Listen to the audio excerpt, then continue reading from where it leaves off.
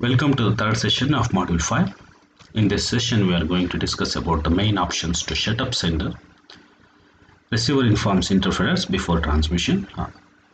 We discuss about RTS, CTS, Markov problem, idle listening, SMAC and SMAC synchronous islands. Main options to shut up senders. To shut up the senders, receiver needs to inform potential interference while a reception is ongoing. How it is going to do is by sending out a signal indicating just about that. But the problem here is we cannot use the same channel on which actual reception takes place. For that we need to use the separate channel for signaling.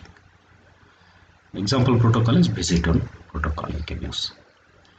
Receiver informs potential interference before a reception is ongoing.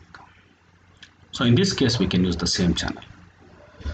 Receiver itself needs to be informed by sender about impeding transmissions.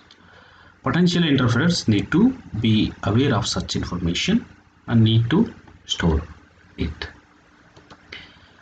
So we can see in this figure for receiver informs interference before transmission. So here we have 4 stations A, B, C, D, and station B wants to send the data to the station C. So we are going to use the control messages that are RTS and CTS. RTS is nothing but request to send and CTS is nothing but clear to send. Along with it we are going to use the vector, that is network allocation vector.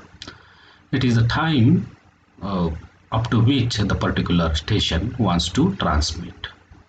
So during that time no other station should transmit. So for that purpose we are going to use the NAV. So look at this figure and we will explain about this. Station B wants to send the data to the station C. So first it is going to ask the station C whether it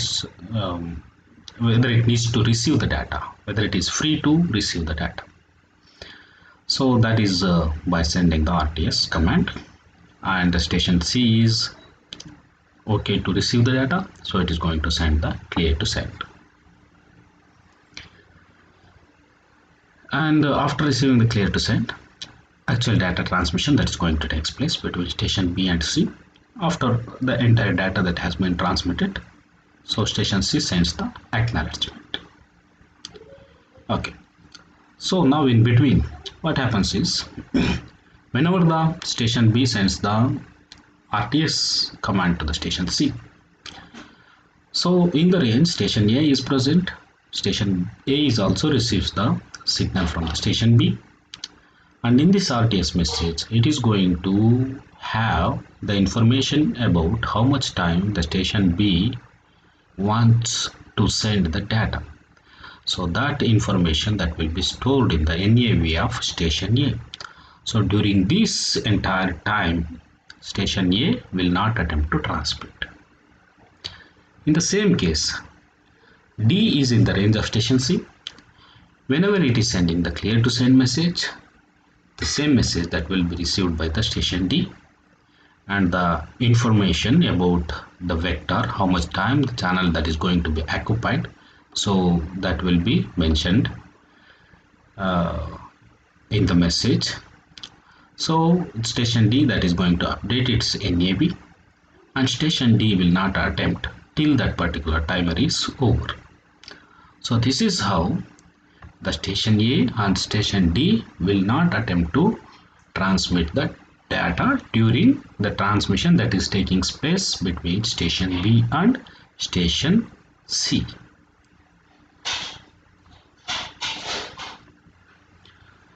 So whether the RTS and CTS commands, whether they will completely eliminate the collision that is going to happen. So it's not true. It do not solve the hidden or exposed terminal problems. So you can see here the 2 problems here. Nodes A and B run the RTS CTS data acknowledgement sequence, and B's CTS packet also reaches node C. However, at almost the same time, node D sends an RTS packet to C. which collides at node C with B's CTS packet. This way, C has no chance to decode the duration field of the CTS packet and to set its NAV variable accordingly. After its failed RTS packet, D sends the RTS packet again to C, and C answers with a CTS packet. Node C is doing so because it cannot hear A's ongoing transmission and has no proper NAV entry. C's CTS packet and A's data packet collide at B. So that is going to happen. So coming to this figure, the problem is created by C starting its RTS packet to D immediately before it can sense B's CTS packet, which C consequently cannot decode properly. One solution approach is to ensure that CTS packets are longer than RTS packet, so that we can do. Here, even if B's CTS arrives at C immediately after C starts its RTS, it lasts long enough that C has a chance to turn its transceiver into receive mode and to sense B's signal. An additional protocol rule states that in such a case, node C has to defer any further transmission for a sufficiently long time to accommodate one maximum length data packet. Hence, the data packet between A and B can be transmitted without distortion.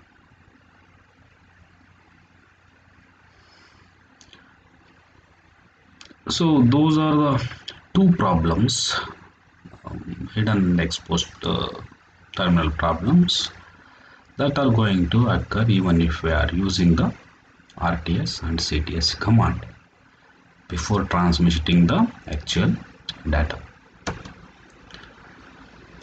So Markov problem, idle listening. It needs to sense a carrier for RTS or CTS packet in some form shared by many carrier sense multiple access variants, but example not by busy tones. Simple sleeping will break the protocol. For that, IEEE 802.11 solution. So we can use Windows and sleeping with it. Basic idea is nodes that have data buffered for receivers send traffic indicators at pre-arranged points in time. Receivers need to wake up at these points but can sleep otherwise.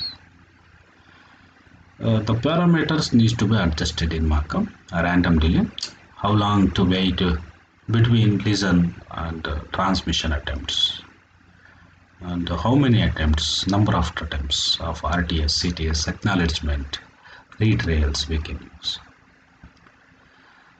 So next is sensor MAC, and that's also called as SMAC.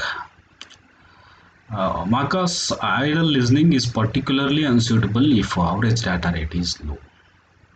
Most of the time nothing happens.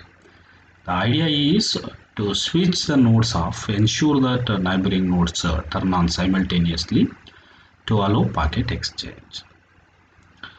Only in these active periods packet exchanges takes place. So this is the wake up period, this is the sleep period, this is the active period. During that active period only the packet exchanges that is going to take place. So here it is also necessary or need to also exchange wake up schedule between neighbors. When awake, essentially perform the same RTS CTS commands. So for that we are going to use the synchronization. For that sync we can use RTS phase, we can use CTS phase. SMAC synchronized islands. Nodes try to pick up schedule synchronization from neighboring nodes. If no neighbor found, nodes pick some schedule to start with to perform sync RTS and cities. In additional nodes, if additional nodes join, some node might learn about two different schedules from different nodes. This is synchronized islands. To bridge this gap, it has to follow both the schemes. So we can see here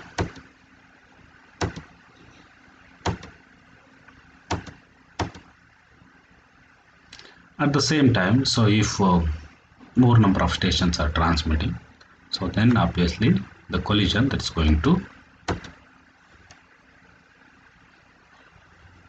occur. That means that it needs to follow both the schemes. That means if no neighbor nodes are found, then nodes pick some schedule to start with. So if additional nodes join, some node might learn about two different schedules from different nodes. It can pick up the schedule from the neighboring nodes, or otherwise it can pick some schedule to start with. So that's how we can avoid collision between transmission of different devices try to transmit at the same time. So most of the time it's going to follow wake up and sleep status. So it's going to get the information for the synchronization, for transmission of RTS, for getting the CTS during only the active period, and most of the time the devices that are going to in the sleep state. So this is about island, S-MAX synchronized island. So that's it for this session, and I have obtained the content from the Protocols and Architectures for Wireless Sensor Networks by Holger Karl and Andreas Willings, and thank you.